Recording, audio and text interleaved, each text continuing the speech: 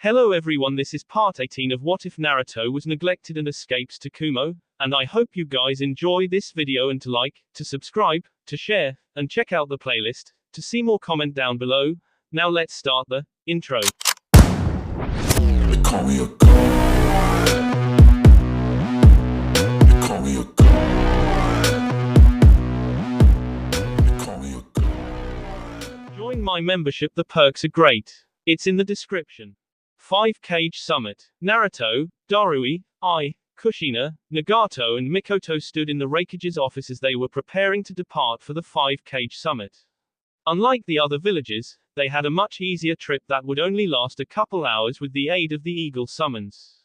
Thus, they were getting themselves together and planning out their final approach to the meeting. The meeting would start tomorrow morning, but everyone was expected to check in by sundown. As Virginia and Montana flew through the air, the two trios talked and mingled. It was a pleasant journey and Naruto got the chance to catch up with Nagato and I. He honestly needed the time to catch up with the old man because the only interaction Naruto really had with I were through the B clone. As they flew, Nagato a chance to see the interaction between the two. Hey Pops, how are things going with May? Enjoying the married life? And while we are at it, Nagato, what's the sitch with you? Naruto asked. I chuckled and ruffled Naruto's hair. May is a beautiful woman, and we are happy together. Your mother has been more than gracious with our situation. And I would like to know as well, Nagato-san. I mean, my boy here was left alone to repopulate the clan, so, what's the deal with you? I added at the end to razz the other Uzumaki. Nagato blushed and shifted nervously on Virginia's back. Well, it's not standard but it is all I have ever known. Yahiko, Conan and I share everything together, including our love. They were my best friends since we were 3 and all we ever had was each other. Naruto shrugged. Meh, no judgment there.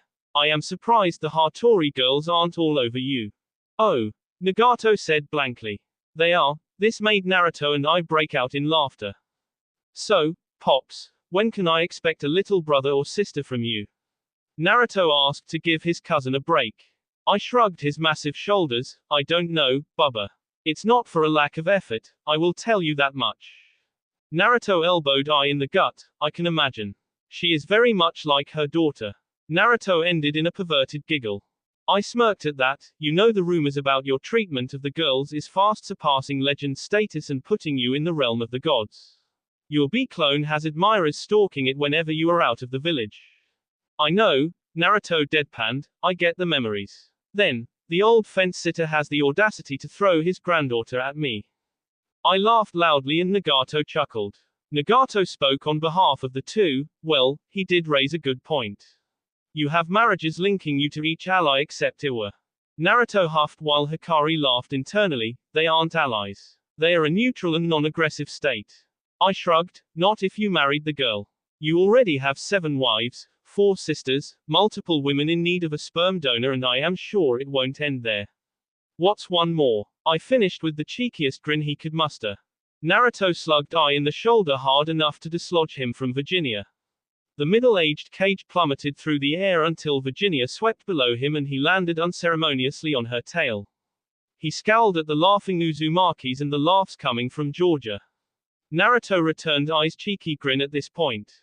Naruto's grin fell and he began his tirade. Maybe it is time someone else took one for the team then. I barely know the girl and I am more than happy with what I got. While you only have to keep May happy, I have memories and exhaustion from no less than 20s each night. Think about that before you carelessly throw another one into the mix, Pops. I sighed. Very well, Bubba. I can manage that. Alright, business mode, we are here. Naruto nodded and his face turned to marble. Got it. Nagato, you're a good censor, right? Nagato nodded. Yes, it was one of the gifts of RB.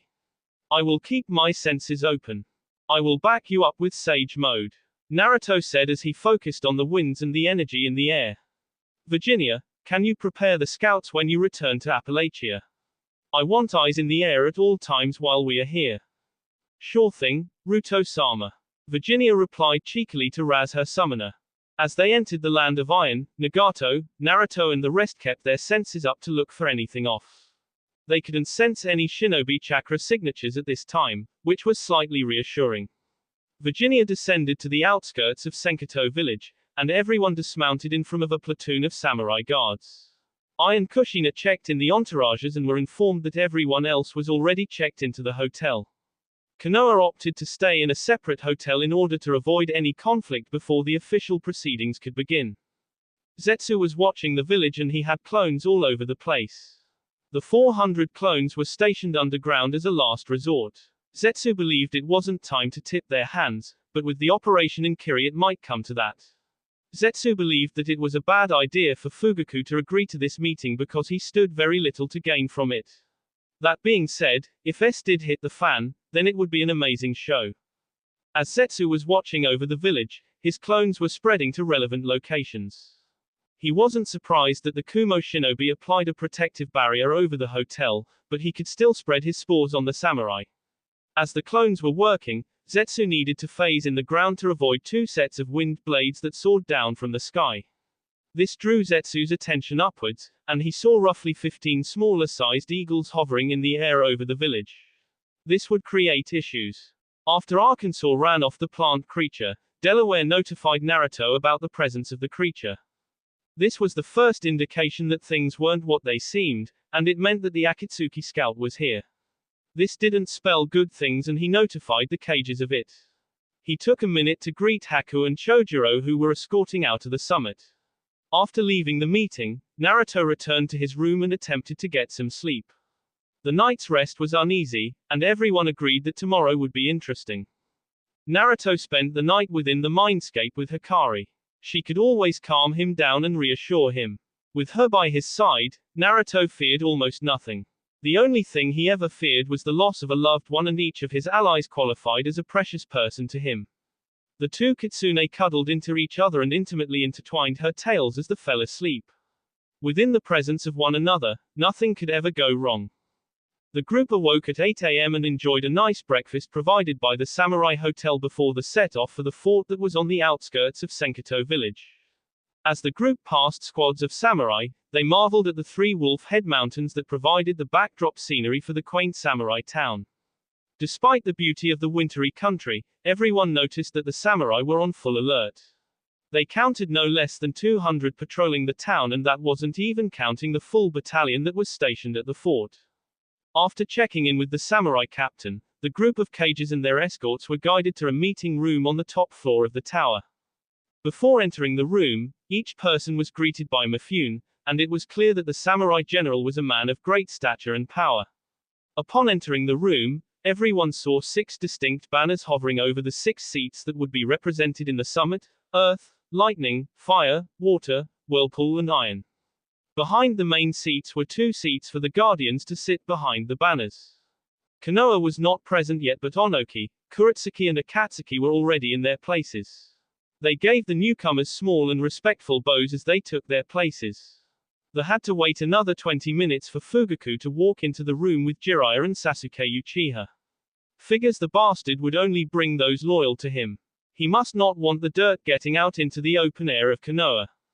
Mifune entered the chamber and stood in front of his chair with his arms folded behind his back. Thank you all for coming. I am Mifune, Samurai General and leader of Iron Country. I will act as the impartial mediator of this summit, and I ask that you respect my calls. Any acts of aggression will result in expulsion from my countries and sanctions will be enforced. Any activation of jutsu will result in the same. Are there any questions? Mifune looked around the room and saw nobody speaking up.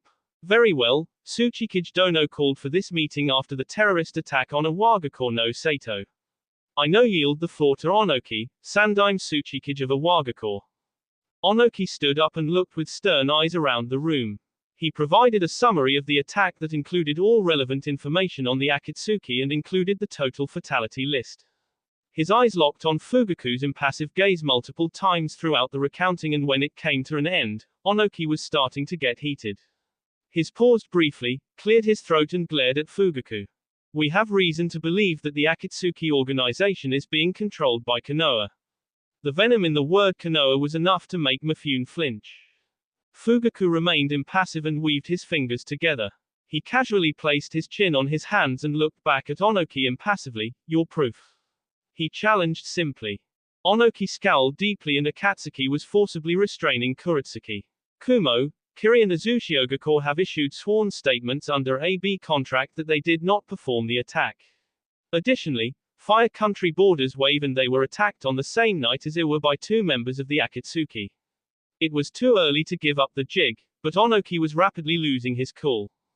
Fugaku waved an airy hand in front of him. Conjecture. In fact, I believe that I have some relevant information. The origins of the Akatsuki organization stem from Rain Country. In fact, my guard, Jiraiya of the Sannin, trained the leaders of said organization. I believe that is far more reliable intelligence. Kushina coughed and interrupted. I think not. Nagato-kun, will you step forward and enlighten the summit, please? After Nagato got permission from Mifune, he stepped forward and bowed to the Kage. Indeed, me and my 2 friends were trained by Jiraiya. We formed a resistance against Hattori Hanzo to end the violence in Am. Years later, we came to an agreement with Hanzo and the Akatsuki was no more.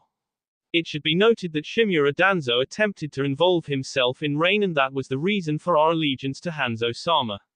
For the past 12 years, we have each trained under Hanzo. Your baseless accusations will get you nowhere. With that, Nagato bowed and returned to his position behind Kushina. Fugaku waved it off. Well, unless anyone has proof then we are just diddling with our kunai. However, I have real and substantial business with Kushina Uzumaki and Naruto Uzumaki. Both of them are traitors to Konoha and I demand justice. I and Onoki silenced themselves at a mere look from Kushina. Mifune sweat down the back of his collar at the pressure that suddenly enveloped the room, and he simply bowed his head to allow Kushina to speak. You have no claim to me, my son or my village. You are a coward and a cheat. Should you push this any further, Kushina left the threat hanging.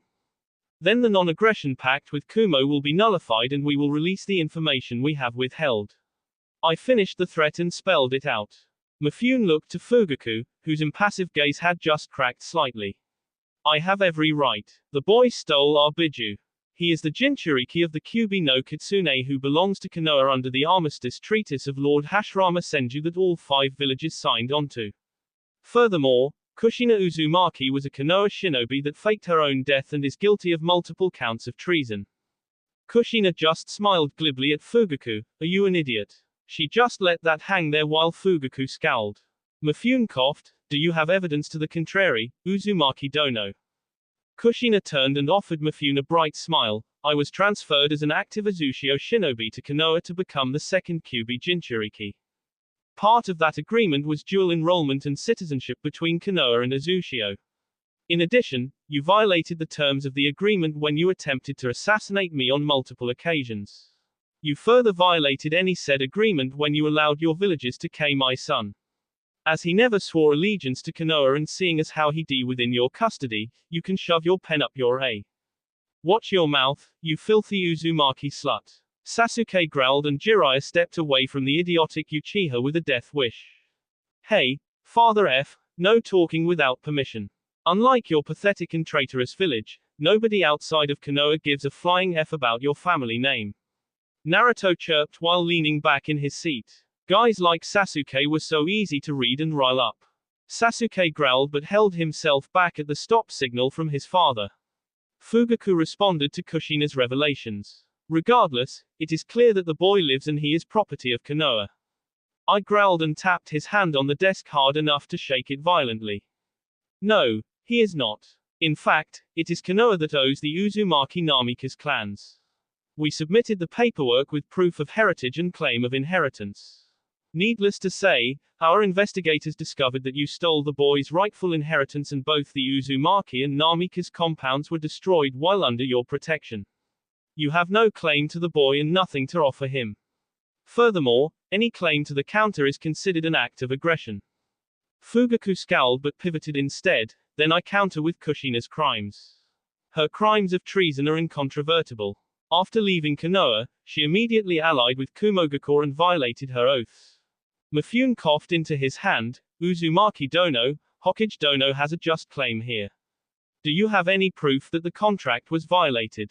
Furthermore, You claimed your son D, but we are all aware of his life and accomplishments.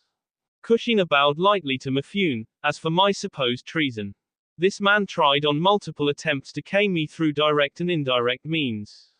He works with Shimura Danzo, the leader of Root, the shinobi with the blank Anbu mask with NE on them. I cane no less than 100 of these shinobi over the years as they attempted to cane me to isolate my son. You may be asking yourself why he would allow such a thing. The answer is simple: I denied him the right to my son. After I did so, he repeatedly allowed or organized beatings of my son. Between my son's 4th and 5th birthdays he was beaten multiple times and required treatment from the hospital on 54 separate locations. I will submit the documentation of events that was verified by multiple sources, and I will submit the original medical documents for review. No village that allows such a thing deserves my loyalty or allegiance. In fact, Fugaku should be grateful that I didn't burn the village to the ground before I left or during the invasion. The room listened in rapt attention to Kushina. The Uchiha scowled, Jiraiya ducked his chin to his chest in shame, and the rest of the room looked with animosity towards Fugaku. Mifune looked around the room and took the measure of it. He believed that Konoha was in the wrong, but there had been no hard evidence submitted yet. Before he could request evidence, Fugaku asked the next question. You claim I killed your son. How is he alive? Do you deny that the boy is the Kyuubi Jinchuriki? Kushina's eyes narrowed, and she unleashed some ki since she was no longer able to restrain it. The Uzumaki clan has artifacts and powers that need not be shared in detail with the likes of you. One such artifact grants the Uzumaki the right to deal with the Shinigami. I resurrected my son and took him away from your accursed rule in exchange from the Kyuubi. He is no longer the Kyuubi Jinchuriki and you have absolutely zero proof to the contrary. I backed Kushina up, and he wasn't technically lying. Hikari simply lives within Naruto for the time being. His power is his own and he rarely, if ever, pulls on Hikari's power. Kushina speaks the truth. The boy has been my apprentice for nearly 10 years. He has never used powers that are associated with Jinchuriki. Mifune sighed and rubbed his temples. I would like to pen for a 2-hour break. I will meet with each Kage in private and allow submission of any evidence that could back up your claims. Onoki coughed. Mifune Dono, I do not believe it wise for you to meet with Sharingan users alone. I recommend taking guards with you and additional precautions if you wish to move forward with this. I concur with Tsuchikage Dono, Ao said plainly. I concur, Kushina added. As do I said. Agreed, Fugaku growled. The 2-hour break went by without many disturbances. Everyone avoided the Uchiha and Jiraiya was turned away by the Kumo and Uzumaki contingents. He took it hard when Nagato glared at him and called him a traitor to his own teachings. It was yet another crack to Jiraiya's confidence and ego. When Haku returned his perverted comments with Ice Senbon, Jiraiya's spirits were completely broken once more. After the allotted time period ended, the Kages and their escorts returned to the chamber. Mifune cleared his throat after everyone settled down and silence settled over the chamber. Before we discuss evidence, does anyone wish to form a temporary alliance and task force with the dedicated purpose of countering the Akatsuki? I raised his hand. Kumo will participate. Iwa will offer its support. Azushiogaku will offer a team. Kirigakure will participate in the alliance. Everyone's head turned to Fugaku. Konoha will abstain. We have no Jinchuriki and I see no need to shed my shinobi's be for such a purpose. Mifune stood. Very well, as leader of Iron Country, I will offer my support to this alliance. Once our business with Konohagakure is finished, we can commence planning. He got nods from heads around the table and it looked like Jiraiya had enough wherewithal to realize this was a bad decision from Fugaku. As for the matter of the Uzumaki's betrayal of Konohagakure, I find them not guilty. After reviewing the evidence, it was clear that the agreement between Azushiogaku and Konohagakure was violated. In regard to the Kyuubi, there was no evidence provided that Uzumaki Naruto is the Kyuubi Jinchuriki. Fugaku scowled and slammed his hands on the desk, which caused the room to tense up. This summit is a sham. It is clear that they have allied against Konoha's interests. Mifune scowled at Fugaku. In regard to the Akatsuki, Iron Country recognizes the evidence submitted by the Reikage and Azukage that L finds Konohagakure guilty of colluding with the Akatsuki. For your actions taken. Before Mifune could continue, all hell broke loose. Naruto nearly froze as Fugaku's eyes activated and he got a clear glimpse of the Rinnegan. As Fugaku raised his hands and gathered chakra, Naruto summoned a wall of chains in front of Ai and his mother. Before the barrier could be completely effective, an immense gravitational force slammed into the chains and dispersed them before they could truly take form. When Kushina saw Fugaku stand, she had a similar reaction to her son. He golden chakra chains flared to life and attempted to create a barrier. His years of experience made her barrier more effective, but they couldn't absorb the entire that followed Fugaku's whisper of Shinra Tensei. This translates to universal push. The gravitational force rattled her rapidly assembled chain barrier and shattered it after 3 seconds of heavy impact. Kushina was sent tumbling through the shattered walls of the council room. I immediately activated his lightning armor to counter the impact and he saw the barrier of chakra chains spring up in front of him. Despite that, he was sent flying through the chamber's walls and a couple walls after that. Due to his lightning armor, the damage received was minimal and he was the first to charge back into the chamber to engage the Hokage. The other Kages were stunned by the display. Onoki was on the edge of the path and Akatsuki's earth barrier followed by Kuretsuki's lava barrier were enough to withstand the impact. The fighting ensued so quickly that the 10 seconds the Iwa contingent remained behind the barrier may as well have been a lifetime. Despite that, they would be more than happy to get into the fight and extract their pound of flesh. Sasuke followed up his father's decisive action by unsheathing his Chikado and attacking the Kiri guards. He remembered his grudge against Haku, and he wanted nothing more than to prove himself against 2 members of the 7 swordsmen. His initial strike was countered by the Hiramekure as a determined Chojuro stopped the blow meant for Haku. Jiraiya pulled Sasuke back before he could be skewered by the Nuibari wielded by Haku. Ao engaged Jiraiya despite knowing he was outgunned.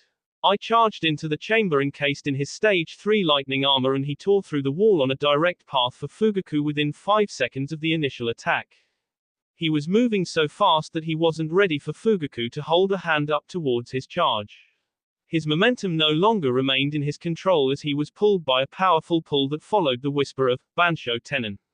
I flew towards Fugaku's outstretched hand at blinding speeds and Ai's eyes widened when he processed a black chakra rod materializing from Fugaku's palm. Kushina recovered quickly and saw Ai's predicament. Her chakra chains lashed out. 2 blunted chains pushed Ai and altered his trajectory while 2 chains attempted to skewer Fugaku. Fugaku jumped backwards amidst the debris of the shattered council room. As he was still in the air, the first Zetsu clone emerged from the floor and added to the chaos of the fight. Fugaku knew that he needed to order the retreat and he issued the orders amidst the chaos to Jiraiya and Sasuke. Naruto recovered quickly and crackled into his lightning armor as Hikari rapidly told him about the Rinnegan that they just saw. Naruto could care less, he had precious people in that room, and he needed to protect them. He dashed back into the chamber to see Fugaku fleeing with Jiraiya and Sasuke on his heels. He saw his mother chasing Jiraiya and he saw the white plant creatures emerging from the floor in astounding numbers. He also saw spore-like growths coming from Akatsuki's shoulders and Ao's back. Mifune was practically swallowed by the pale white growths. Making a split-second decision, Naruto stopped in the middle of the council chamber and pierced the ground with 5 chakra chains. He used the chakra chains to channel controlled amounts of lightning chakra into the shattered chamber. If he were right, and he was, then the plant creatures would be weak to lightning and fire due to their earth nature. As he ramped up the power, the lightning caused the emerging plant creatures to shrivel into prunes rapidly. However, the spores seemed to soak in the chakra. That was until Kuretsuki got her act together and began decimating the growing spores with globs of lava. After the first wave of Zetsus were dealt with, the group was caught off guard when a bunch of samurai ran into the room. That wasn't the strange part though. The strange part was how the samurai attempted to KO Onoki. That was until Naruto's speed interfered and once the samurai was KO'd it reverted into a plant creature. Unfortunately, that was a mixed bag and some of the humans were genuinely confused when their supposed comrades attacked. This led to a stalemate where Naruto said F it. Samurai and plant creatures alike were impaled by a chakra chain apiece and lightning coursed through the chains. This tactic proved effective, and it left the humans unconscious and the plant creatures wilted. The shinobi present were all highly trained and adapted fast. They understood the tactic and followed along while assisting in the neutralization of the enemy.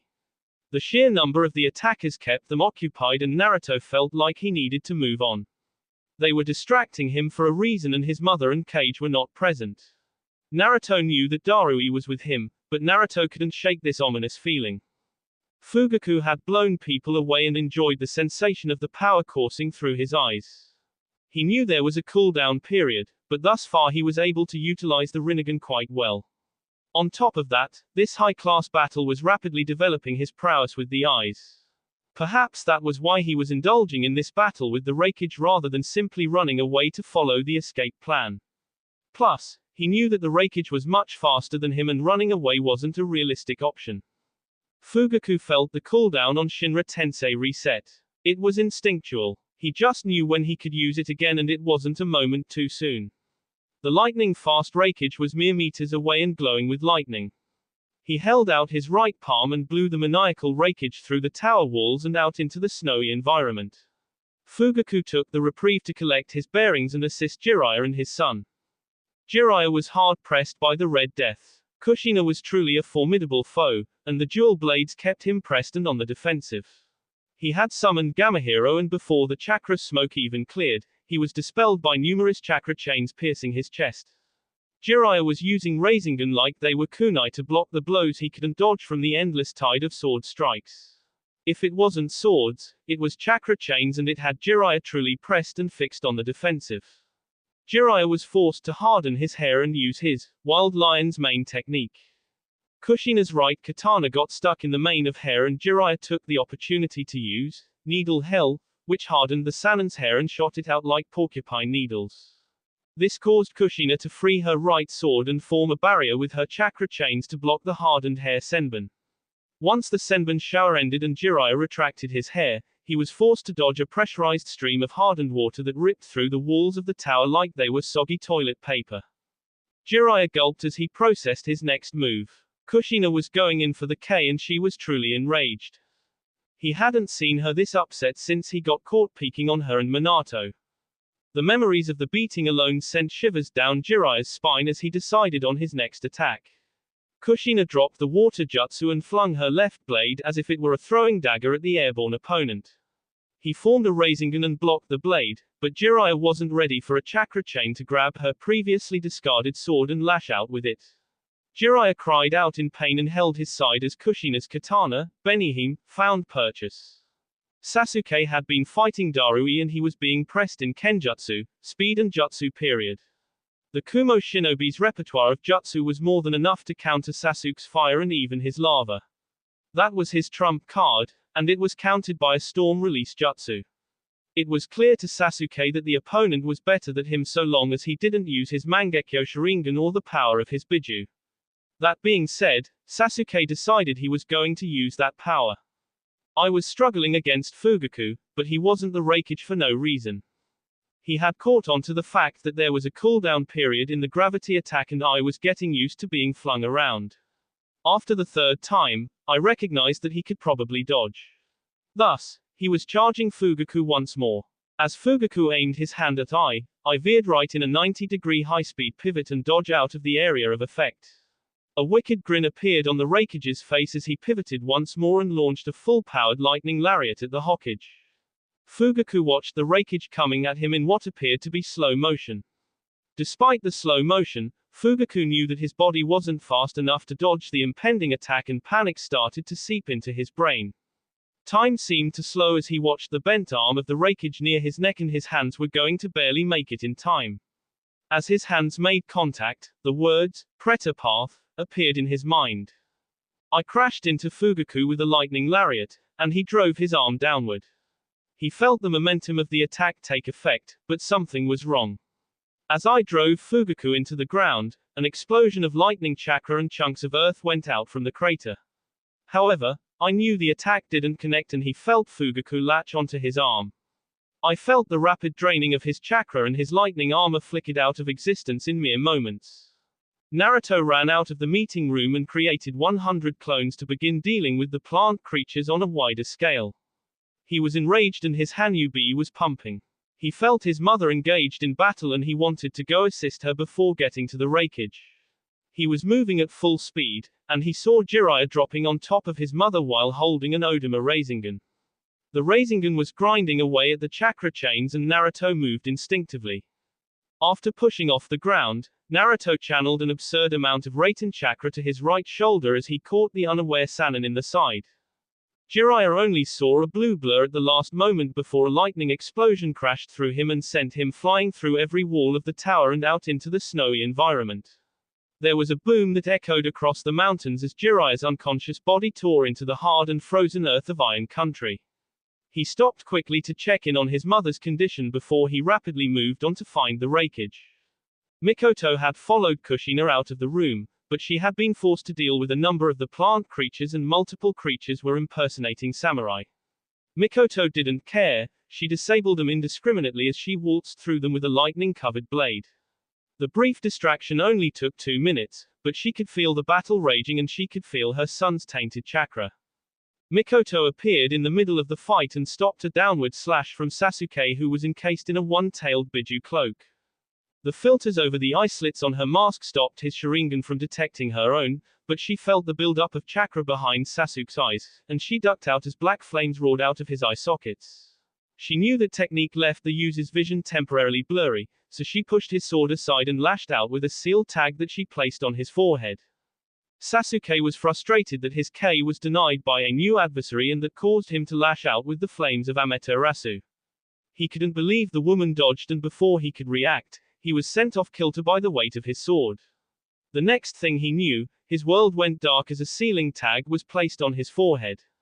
The abrupt disruption of the vast quantities of chakra jarred his consciousness and left him in a crumpled heap on the snowy floor.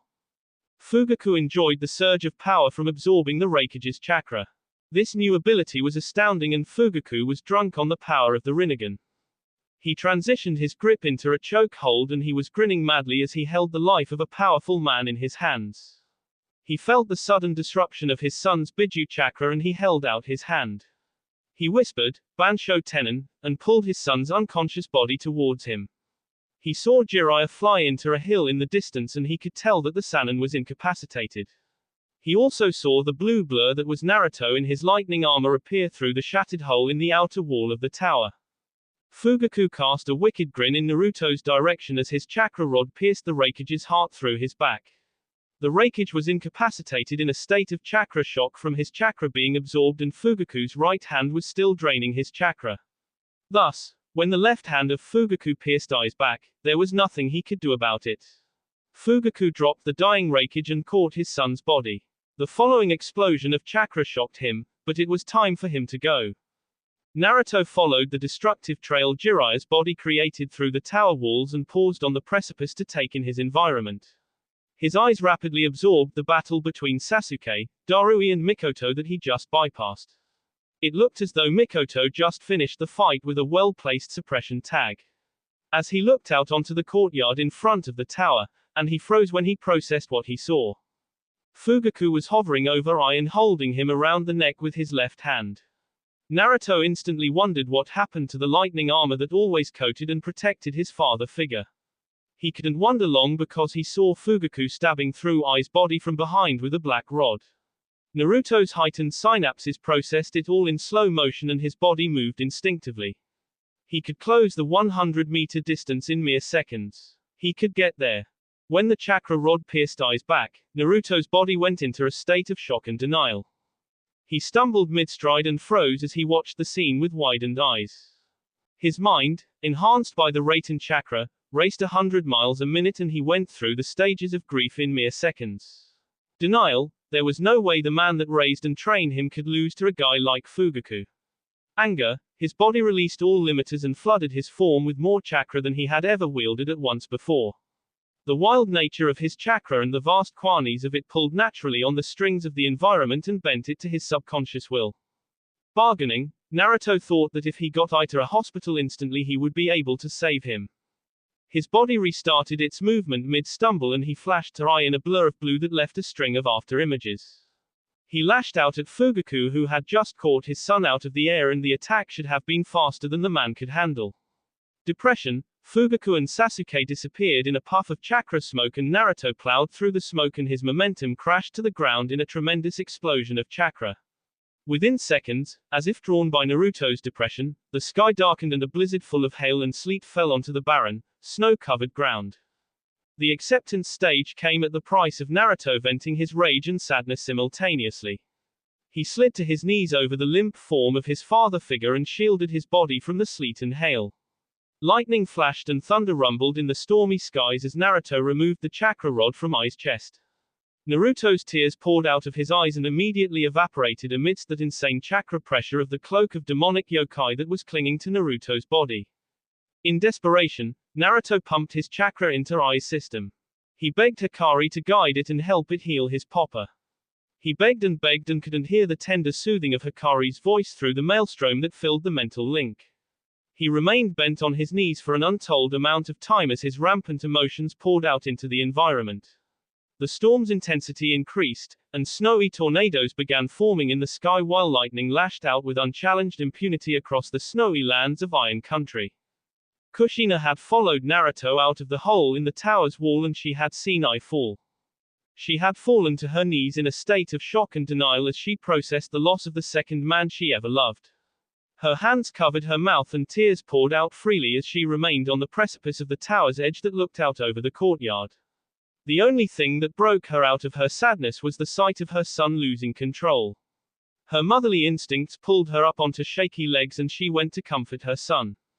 She approached him slowly and deliberately and she could sense the others coming out of the tower as they gawked at the insane winter storm. She closed the distance to him in less than a minute, but she could get no closer due to the chakra pressure of his yokai cloak that was mixing with out-of-control natural energy. She fell to her knees and began speaking to him. Sochi, Sochi, Sochi, her pleading fell on deafened ears that couldn't hear anything other than the remorse that consumed her son. Sochi, please, Kushina whimpered in a distressed tone. Naruto's head snapped up and slitted red eyes looked into the imploring and wet eyes of his mother as frozen rain, sleet and hail pelted the ground around them. His eyes wavered with rampant emotions and implored the woman for help. Kushina slowly extended her chakra chains that they began wrapping around him tenderly. As the chakra pressure faded, Naruto's hearing cleared from a muted hum into a high-pitched ring as if he were recovering from a close encounter with an explosive tag. Finally, his mother's words reached him, and tears fell as the chakra pressure faded. Sochi, please calm down. Please Sochi, we need you, Kushina implored through her own sobs as his eyes remained fixed on the unmoving form of Ai. These words broke Naruto out of his trance as he realized that his mother needed him. His family needed him. Hikari needed him. With a deep, raspy breath, Naruto shook off and suppressed his raging emotions. Now wasn't the proper time for him to indulge in them. He saw everyone that survived the attack on the summit looking down at the DB of Ai that had a single WB out of his C where the chakra rod had penetrated.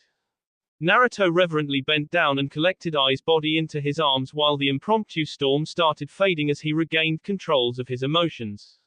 He looked up and saw that despite some Ai was the only fatality among the shinobi.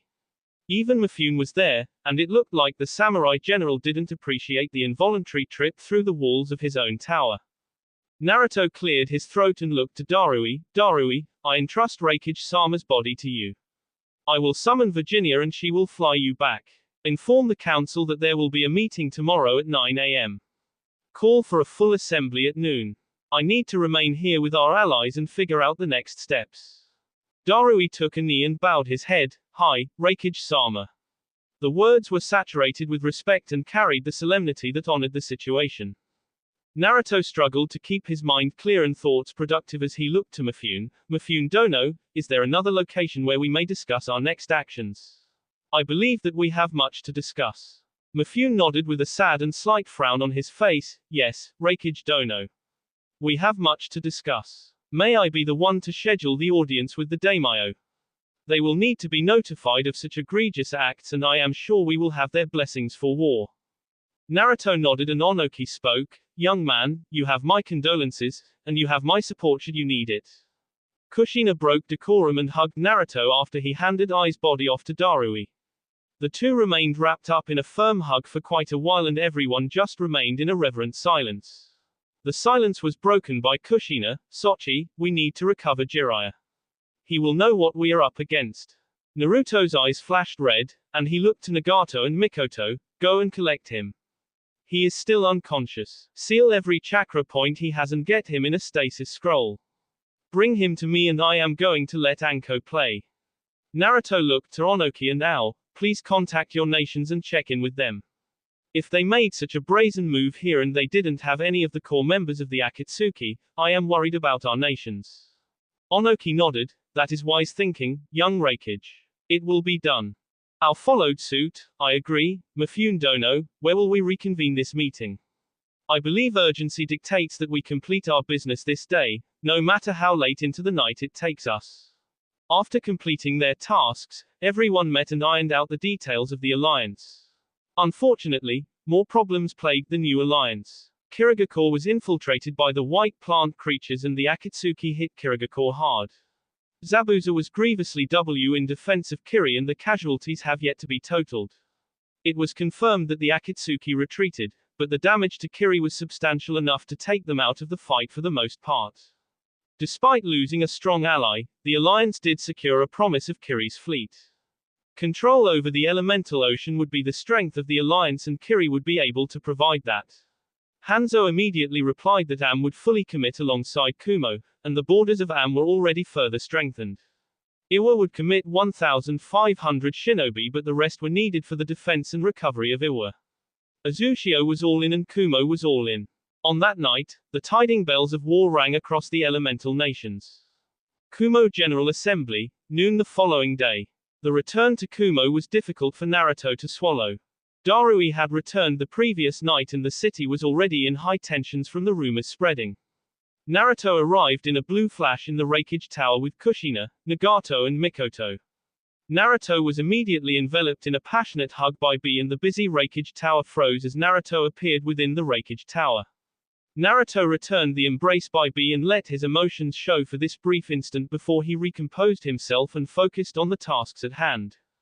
Naruto hardened his heart and stifled his emotions as he felt the rampant negative emotions of the shinobi in the tower. A stoic nod and greeting from the Tenshi no Raijin revitalized the distressed shinobi and they returned to their tasks. Naruto immediately went to the council chambers, and he was unanimously approved as the Godime Reikage. Kirinji was present and immediately approved the nomination. Mei was present and everyone's hearts wrenched in sorrow as she broke down in sobs throughout the meeting. Naruto informed the council of what transpired, and they spent 2 hours assigning initial tasks for the war effort. At noon, Naruto followed the Kumo elders out onto the balcony of the Reikage Tower that overlooked the mountain. He was flanked by Kirinji, B, Yugito, Mei, the Divine Bolts in their ceremonial garb, the council in the fancy kimonos and the Uzumaki clan behind him. The Eagles scattered to the allied nations and provided rapid transport for a number of people that were close to Naruto. All non-essential shinobi missions were cancelled, and the shinobi were formed up in front of the tower. The rapidly growing civilian population of Kumo formed up behind the shinobi and looked up at the tower reverently. Speakers and screens were erected to make it easier for people to watch the ceremony. A complete silence encompassed the main mountain of Kumogakure as the inauguration ceremony began. Kirinji led the ceremony and opened with his address. People of Kumo and Kaminari no Kuni, I thank you for taking time out of your busy schedules to attend today. This ceremony was always meant to be a joyous occasion that would represent Kumo moving forward into a brighter future.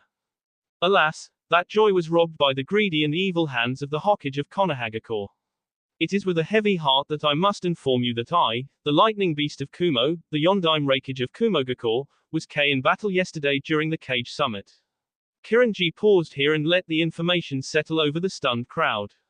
People began weeping and shinobi began shifting in agitation at the confirmation that their honored Reikage was indeed dead. Kirinji raised a hand and silence, only penetrated by the stifled sobs of the audience, fell back over the mountain. Fugaku Uchiha, the Hokage of Konohagakure, launched an unprovoked attack on 4 Kages and the samurai general of Iron Country.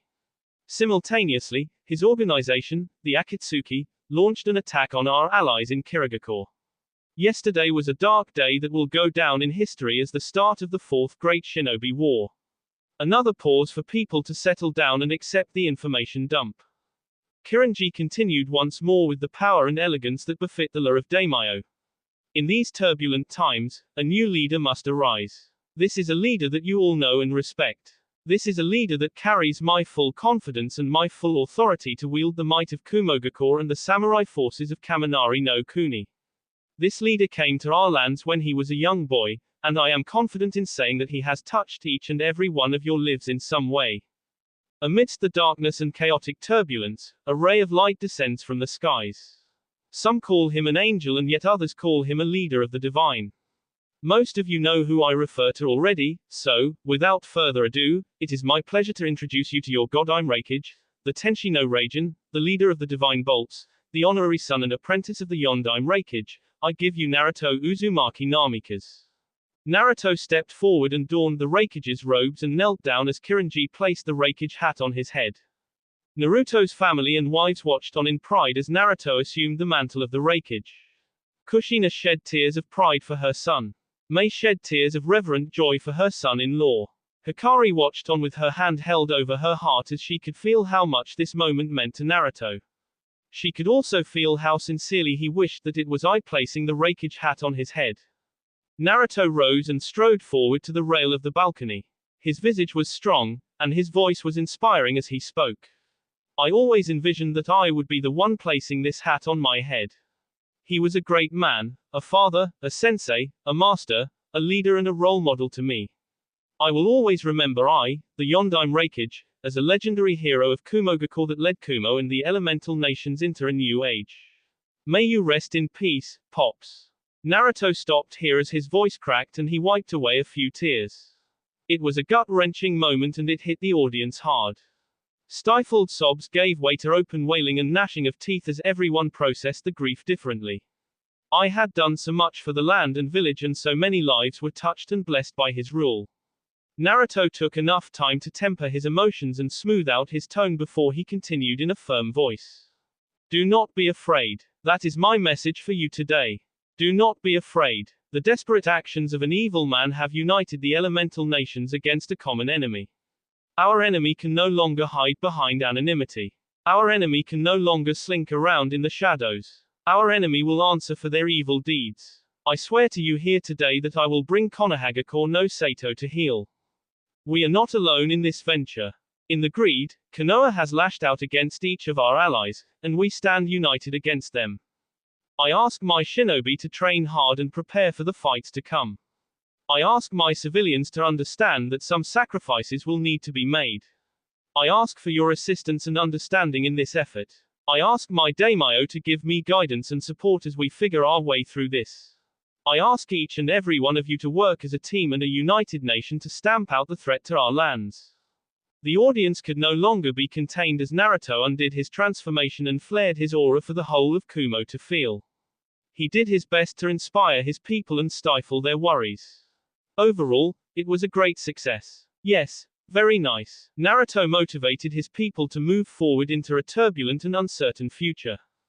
Konoha's council reaction: fun times ahead. Fugaku returned to Konoha still drunk on the power of the Rinnegan.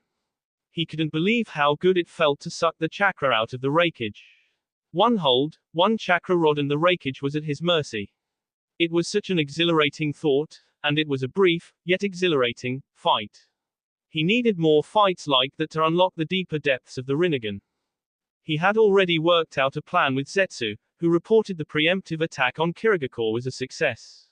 That was two of the so-called greats out of the way and the stage was set for Konoha to square off against Kumo. Now he just needed to rally the council to his cause. This was probably going to be his hardest task yet. On that front, Zetsu brought in some good information. His clones saw the boy freak out after I was K. He saw the demonic transformation and witnessed the flare of chakra.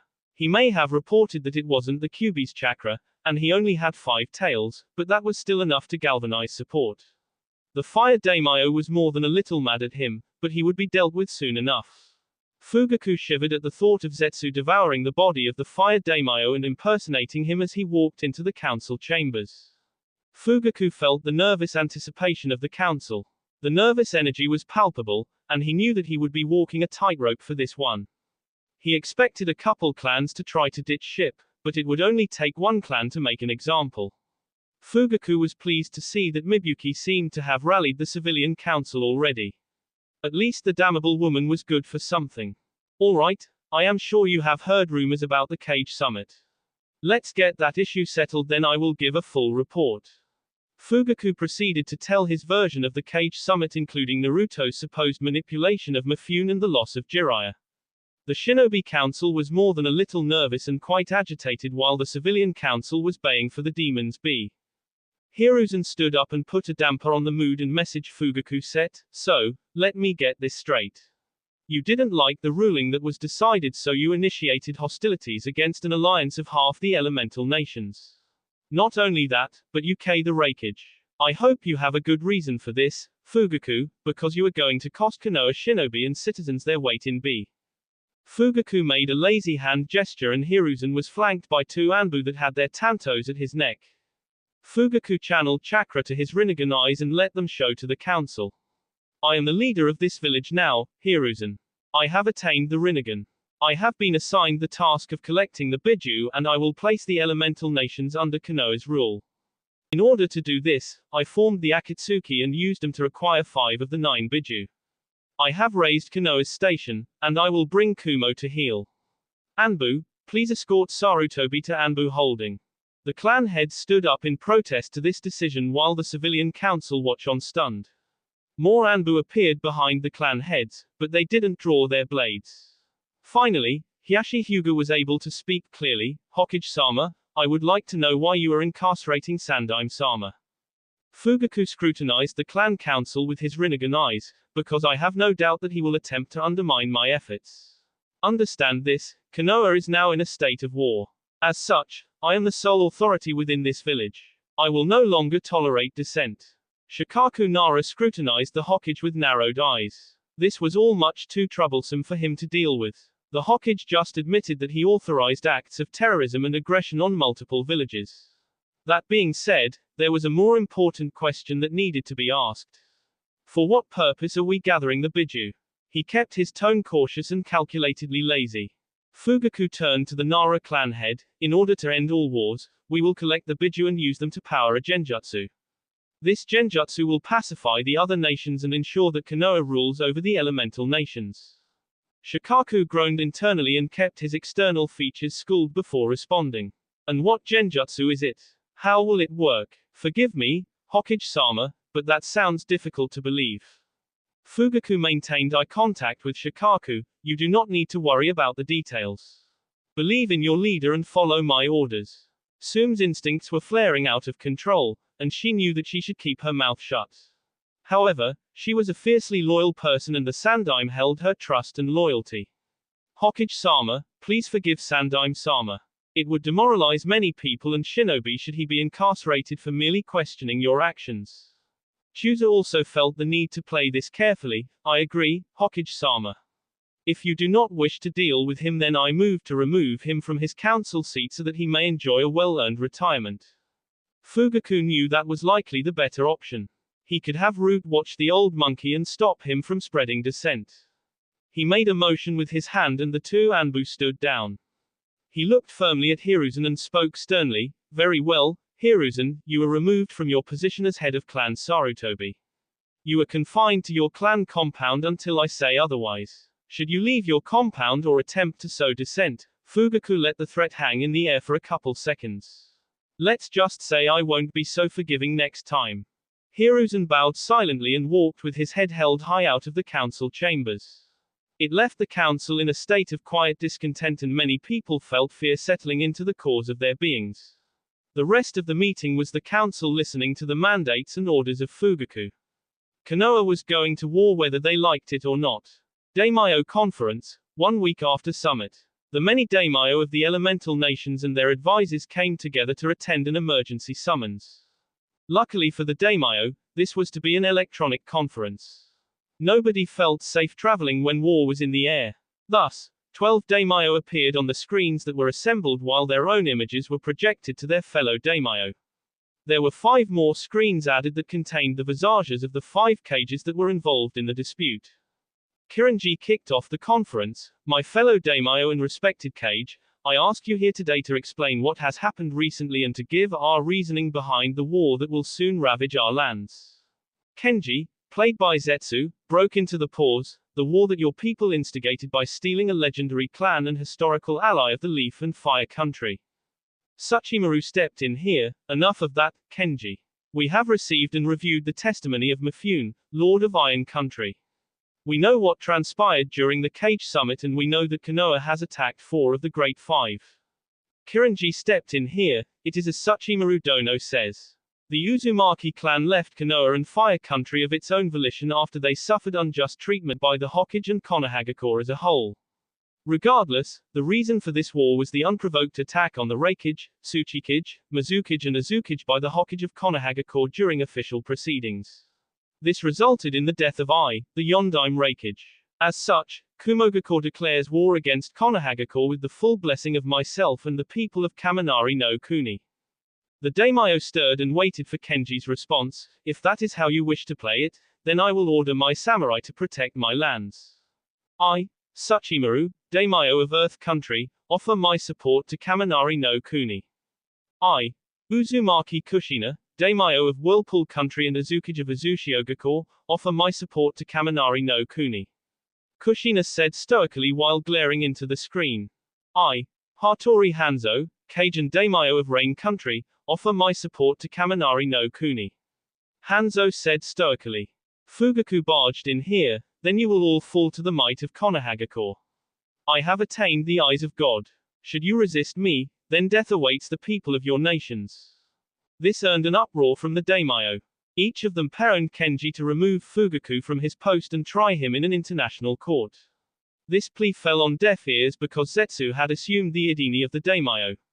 The clone of the plant creature hated dealing with these people and he declared his backing for Fugaku. The meeting concluded with most of the elemental nations abstaining from the war so long as it did not affect their lands. Before the meeting ended, Naruto spoke for the first time and silence was all that returned from each of the daimyo. Fugaku Uchiha, you are a coward hiding in the shadows. Before this war is over, I will send you and every other Uchiha to the pits of Yami. Setting up the board, 1 month after declaration of war. Naruto called upon his war council to review the current state of affairs. After the meeting with the daimyo, his declaration of war was signed and ratified by all of the main daimyo, and many of the greater and lesser lords had written letters of support. Most of them had picked the side that they wanted to win, and the odds were heavily in Naruto's favor. The Uchiha Hokage with his pet daimyo were now surrounded and isolated. One of Naruto's first move was locking down the ports of Hai no Kuni in the elemental oceans. This move was enough to disrupt 40% of the foreign trade that kept Fire Country supplied. The next move was Iwa and Kumo locking down Hai no Kuni's northern border. Orders, ratified by the daimyo of each nation, prohibited travel into Fire Country and prevented traders from crossing the borders. This eliminated another 15% of foreign trade. Border outposts and detective seals were immediately deployed and set the early stage for the war. Of course, Konoha and the Fire Samurai didn't appreciate this, however, they quickly learned the folly of attacking forts reinforced with seals. It was Konoha's turn to experience what the Azu invaders felt when they attacked fixed positions reinforced by seal masters. Within the first month, the casualty reports were skewed 10-1 in favor of Kumo. The Bridge of Divine Bolts was the point of heaviest fighting. Konoha had attempted to destroy the bridge in a variety of manners that included explosives, fire jutsu, water jutsu, earth jutsu, etc. The reinforcement seals on the bridge prevented its destruction and the protective barriers thwarted many attempts. The 3 divisions of Kumo Shinobi and the elite Whirlpool detachment were more than enough to thwart the attacks for the first month. Iwa had pushed in on the Suna border and applied pressure with no resistance there. For 1 month, they had made steady advances into Wind Country and set up a series of forts that would secure their supply lines through the desert. This pressure denied Hai no Kuni precious metals and oils that were valuable to the war effort. Iwa wasn't overextending and Iwa wouldn't be the primary focus of Konoha, but the pressure they applied would make Konoha choose where to prioritize and decide what to sacrifice. Was more than capable of defending itself. Amy, she and Darui led a mixed division of Kumo Shinobi to reinforce and conduct destabilizing operations in the northwestern portion of Hai no Kuni. The Hattori clan combined with Am's forces were more than enough to score multiple wins in that sector. During the check-in this morning, Hanzo declared that no further support was needed, and he was going to hold position until Stage 2 was activated. The southern border of Kumo was another hotspot in the war. It was hilly, well defended, and the southern border was reinforced with seals. The only thing holding the stalemate in this sector was the presence of hidden Kakazu and at least 2 Jinchuriki. That made destabilizing operations more difficult, but they were more than capable of holding the line. Naruto entered the war room flanked by Karui and saw that his council was fully assembled. In Daru's place was a messenger that would write orders and convey any questions from Darui. Messengers that linked to Kiri and Iwa were also present. Kushina had traveled with Rado, her assigned familiar from the Eagle clan, to be present for the meeting in person. B. Yugito, Anko, C. Itachi, Mabui, Samui, Kakashi, and Z, the Anbu commander, were present alongside the Shinobi Council. Naruto took his position in front of a hovering chakra globe that provided a view of the elemental nations. This globe rested in the center of the circular table with markers all over it. Naruto took a moment to gather his thoughts before speaking. Alright everyone, thank you for coming. Stage 1 has been a success and we have secured our borders and allies. Before I get started, does anyone have recent updates from your divisions? Itachi stood up. The counter-infiltration corps caught 20 route that attempted to enter the country. They were easily subdued, but they are probing our defenses and they were able to get 10 miles into Kaminari no Kuni. Interrogation was impossible due to immolation seals. The messenger for Kiri spoke up at this point. The plant creatures that can assume others' idinis are showing up more in Kiri.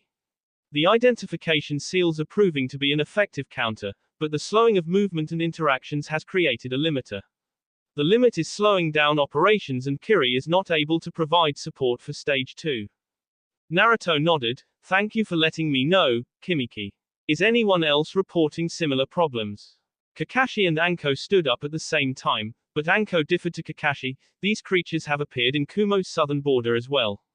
One of our disrupting teams was K in combat and the creatures attempted to re-enter the fort. The seals caught them, but we lost one of our guards when they detonated explosive tags.